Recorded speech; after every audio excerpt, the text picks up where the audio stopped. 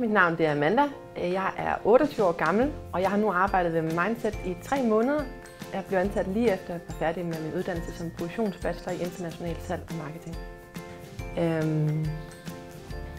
Jeg har valgt jobbet her ved Mindset, fordi at det er en bred stilling, og jeg kunne bruge rigtig mange af de kompetencer, som jeg har lært i løbet af min uddannelse, lige præcis i den her stilling. Hvilket gør, at jeg synes, jeg er godt klædt på til at skulle arbejde her. Da jeg startede på IBA, var det faktisk, fordi jeg ikke rigtig vidste, hvad jeg gerne ville lave i fremtiden. Og jeg tænkte, det var en dejlig bred uddannelse, som kan bruges til rigtig mange forskellige ting.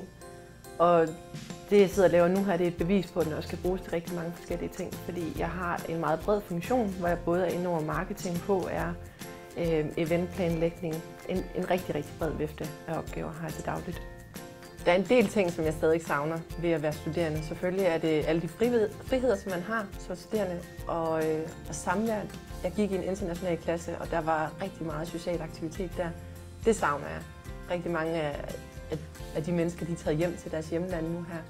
Nogle af dem er selvfølgelig stadigvæk, men det savner jeg helt bestemt. Det er noget andet noget at komme ud på den anden side af uddannelsen. Så er der selvfølgelig så mange andre goder på den her side.